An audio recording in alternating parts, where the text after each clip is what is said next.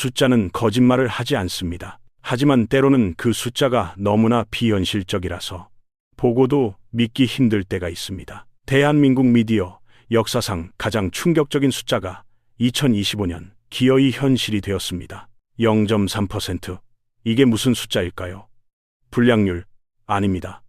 한때 대한민국 국민의 절반을 TV 앞으로 불러 모았던 KBS 드라마의 시청률입니다. 1000명 중 고작 3명이 봤다는 뜻입니다. 사실상 통계학적으로는 오차 범위 내에 있는, 그러니까 아무도 보지 않은 것이나 다름없는 수치입니다. 과거 첫사랑, 허준, 모래시계가 시청률 60%를 넘나들며 귀가 시계로 불리던 시절을 기억하십니까? 그 거대했던 제국이 불과 10년 만에 문자 그대로 증발해버린 겁니다. 이 숫자가 가리키는 현실은 단순히 드라마가 재미없다는 수준을 넘어섰습니다.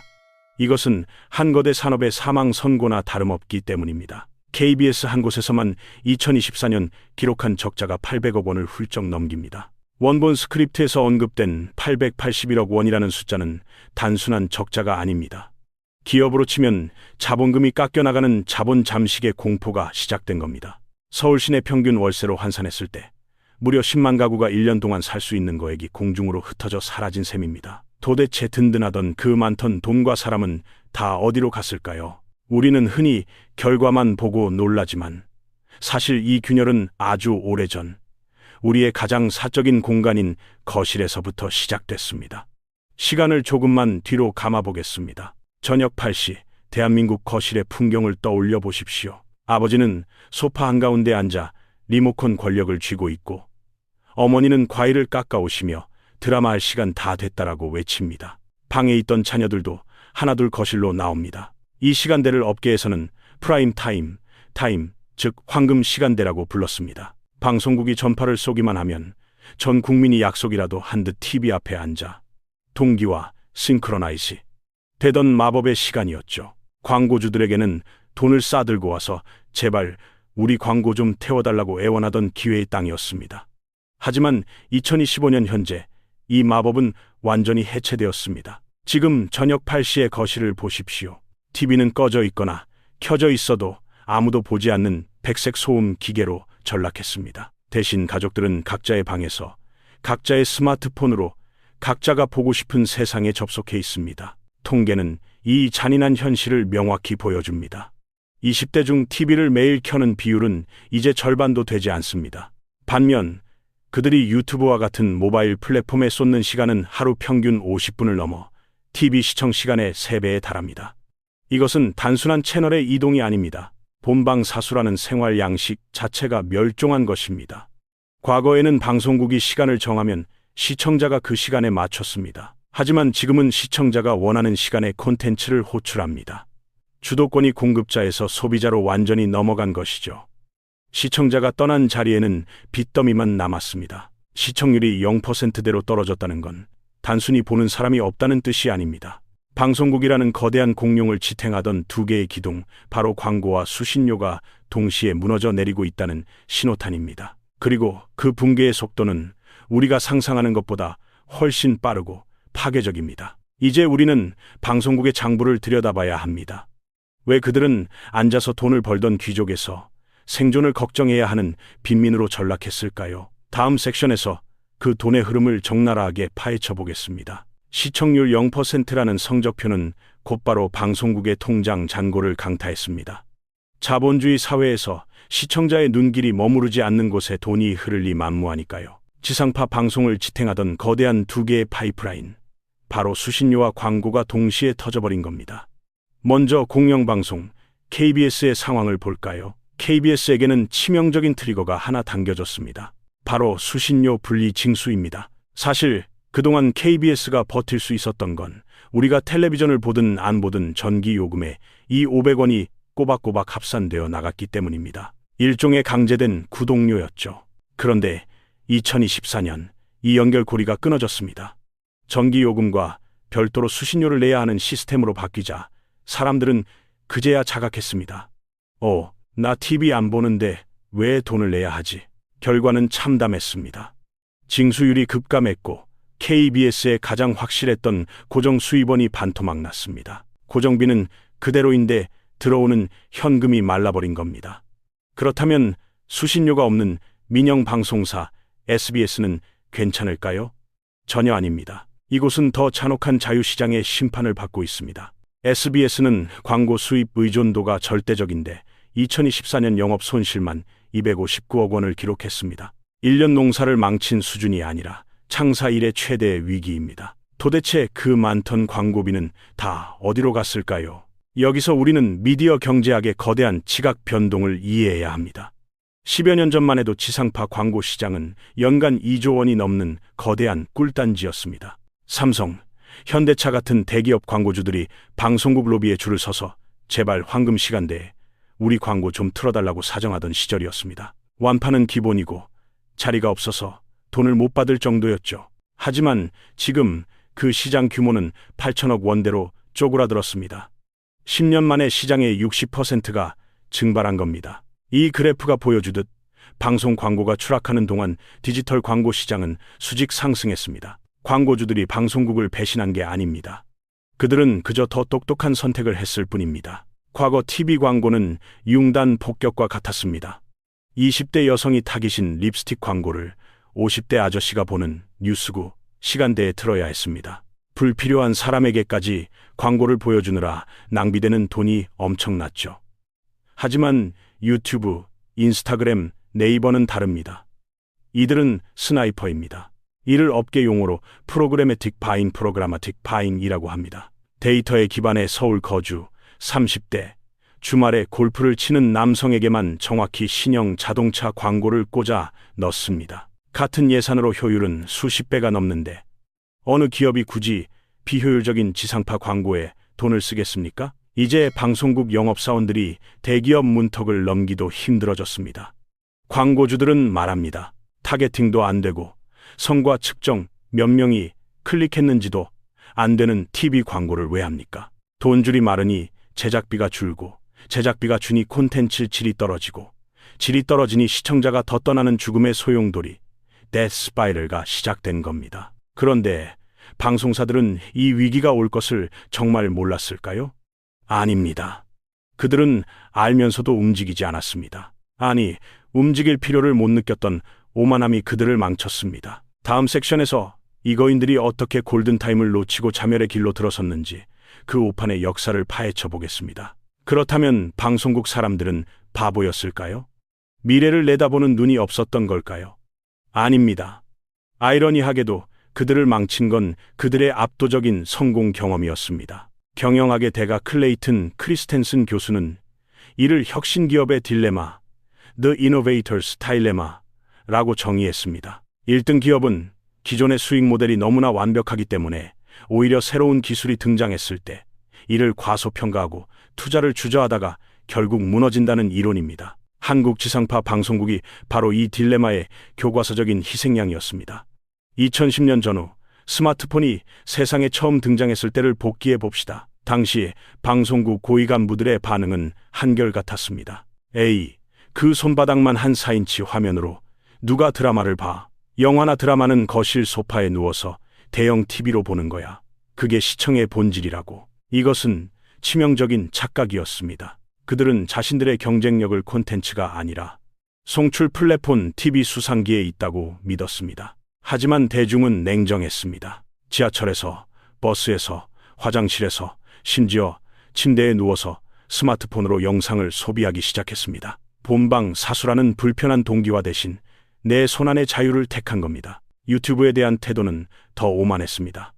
초창기 유튜브는 고양이 영상이나 춤추는 아기, 화질 낮은 아마추어 영상들이 올라오는 곳이었습니다. 방송국 PD들은 콧방귀를 꼈습니다. 저런 비급 영상들이 감히 수십억 제작비와 엘리트들이 만든 방송국 콘텐츠를 이기겠어? 라고요. 그들은 유튜브를 경쟁자가 아닌 기껏해야 자신들의 하이라이트 영상을 홍보해주는 마케팅 도구 정도로만 취급했습니다. 하지만 그 비급 놀이터가 전 세계의 시간을 빨아들이는 블랙홀이 되는 데는 그리 오랜 시간이 걸리지 않았습니다. 이 지점에서 뼈아픈 비교 대상이 있습니다. 바로 이웃나라 일본입니다. 일본의 지상파 방송사들도 스마트폰의 등장과 함께 시청률 하락이라는 똑같은 위기를 겪었습니다.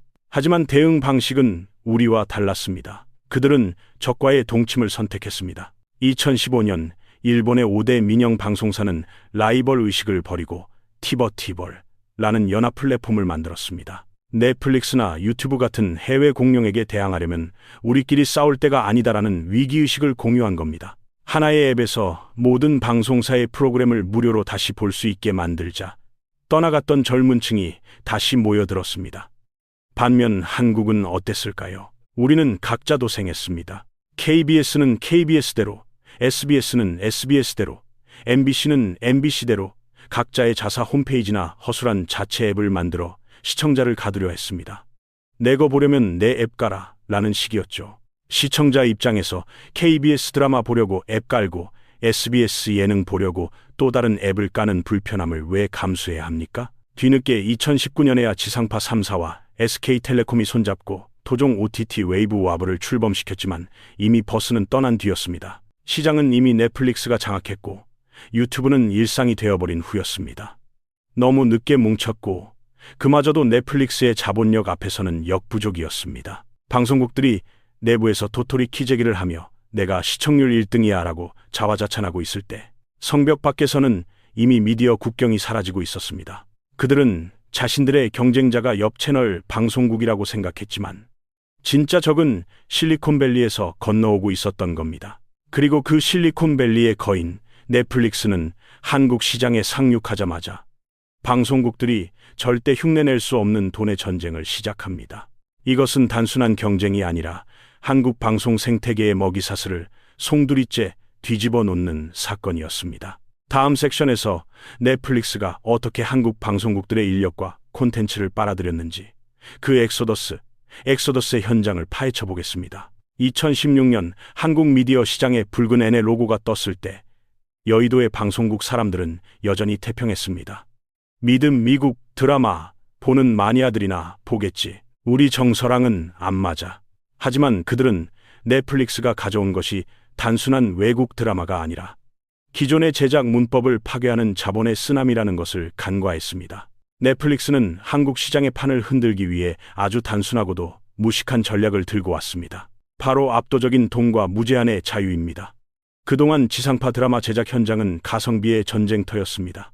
회당 제작비 5억 원만 넘어가도 미쳤다. 망하면 어쩌냐며 벌벌 떨었습니다. 작가들은 PPL, 간접 광고를 넣기 위해 뜬금없이 주인공에게 홍삼을 먹이고 청소기를 돌리게 해야 했습니다. 게다가 방송심이라는 엄격한 시어머니가 버티고 있어서 조금만 잔인하거나 야해도 가위질 당하기 일쑤였죠.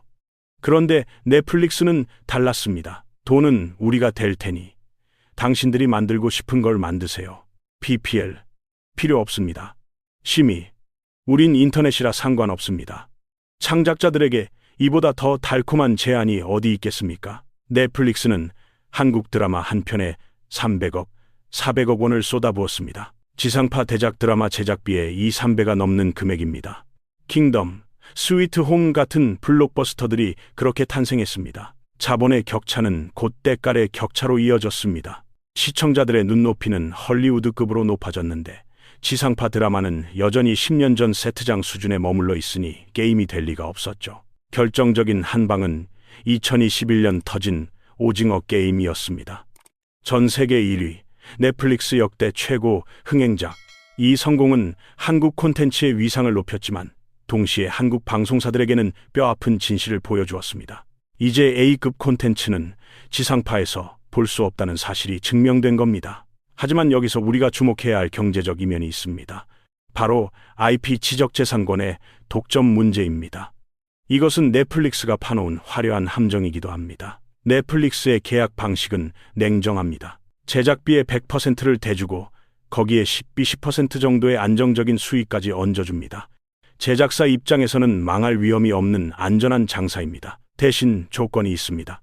모든 저작권과 판권은 넷플릭스가 갖는다. 오징어 게임이 1조 원이 넘는 천문학적인 수익을 올렸을 때 한국 제작사가 가져간 추가 인센티브는 거의 없었습니다. 제주는 한국 곰이 부리고 돈은 미국 왕서방이 다 가져간 꼴입니다. 그럼에도 불구하고 한국 제작사들은 넷플릭스로 줄을 섭니다. 왜냐고요?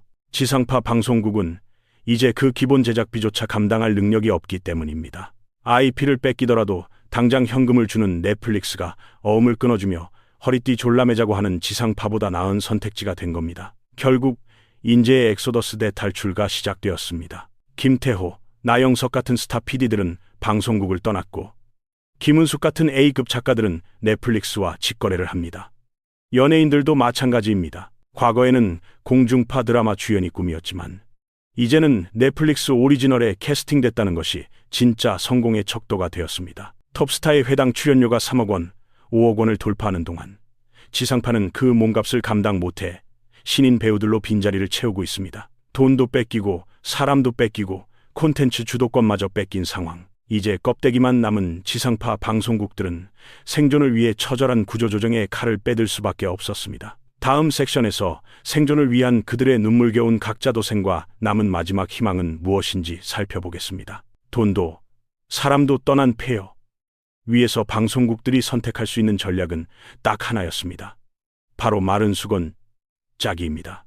더 이상 성장할 수 없다면 덩치를 줄여서라도 숨만 붙어 있겠다는 처절한 생존 본능이 발동한 겁니다. 2024년과 2025년 여의도와 상암동의 방송가에는 찬바람이 불었습니다. KBS는 초긴축 예산을 선언했습니다. 단순히 낭비를 줄이는 수준이 아니라 미래를 위한 투자를 멈추는 수준이었습니다. 드라마 슬롯 편성 시간을 줄이고 그 자리에 재방송을 틀거나 제작비가 싼 토크쇼를 채워 넣었습니다. 신입사원 공채는 씨가 말랐고 기존 직원들에게는 희망퇴직을 종용합니다. SBS 역시 창사 이래 최대 위기 속에서 비상경영체제에 돌입했습니다.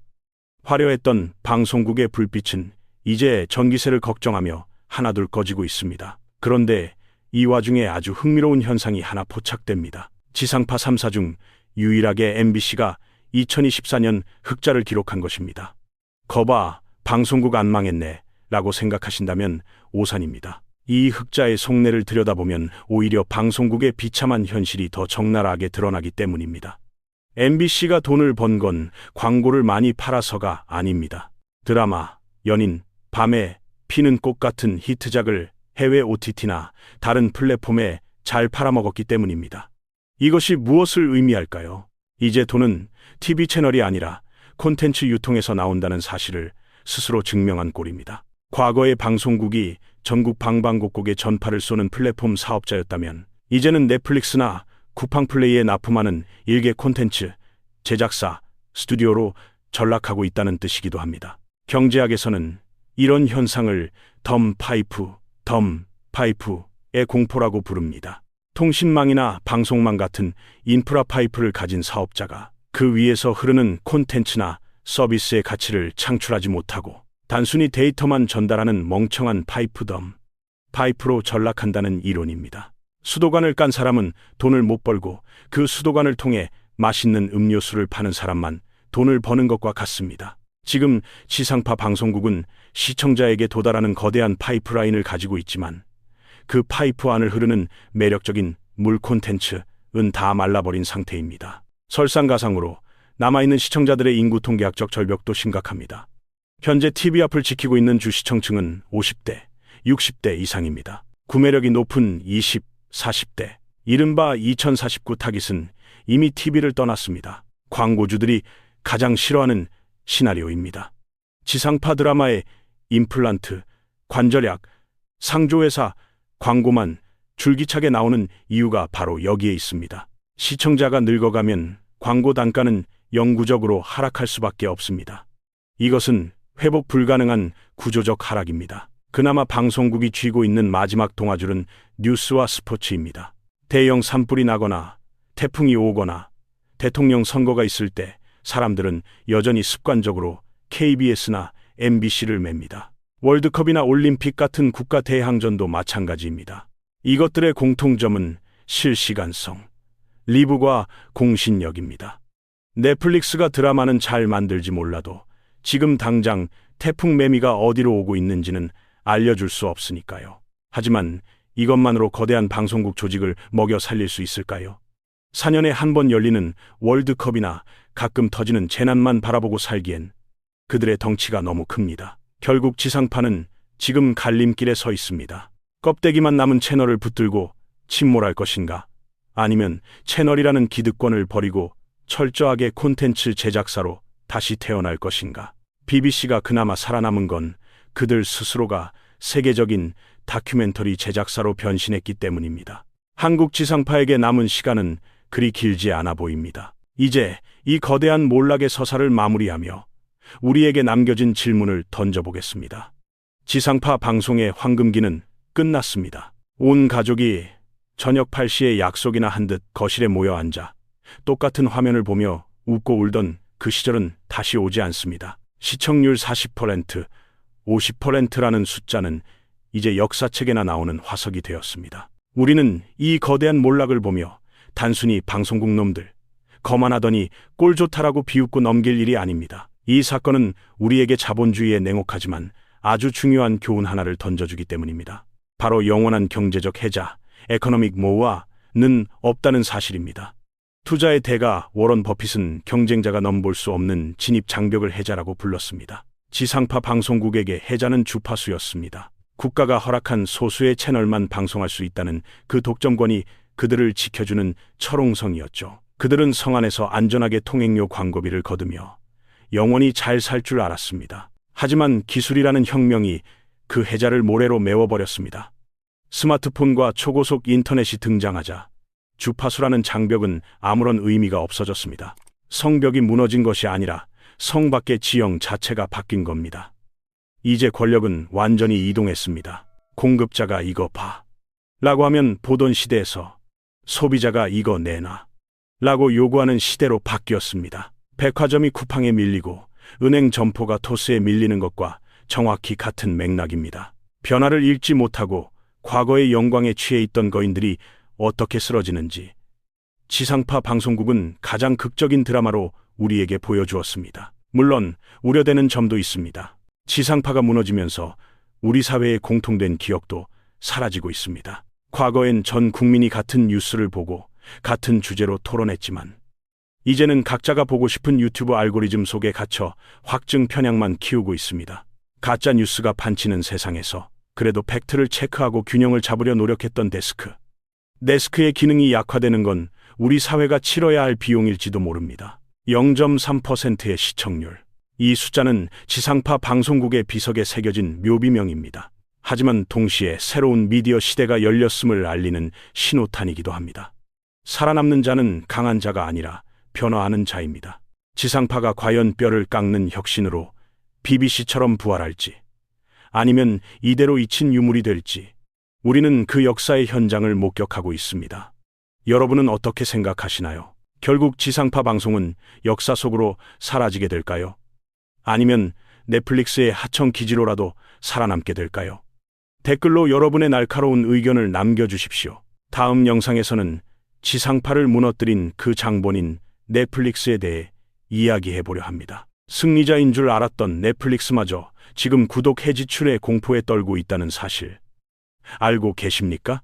디즈니, 애플, 아마존까지 뛰어든 OTT 전쟁의 이막, 그 피 튀기는 머니게임의 내막을 파헤쳐 드리겠습니다. 거실의 권력 이동과 돈의 흐름을 남들보다 한 발 앞서 읽고 싶다면 구독과 좋아요 부탁드립니다. 알림 설정까지 해두시면 자본주의의 이면을 가장 빠르게 확인하실 수 있습니다.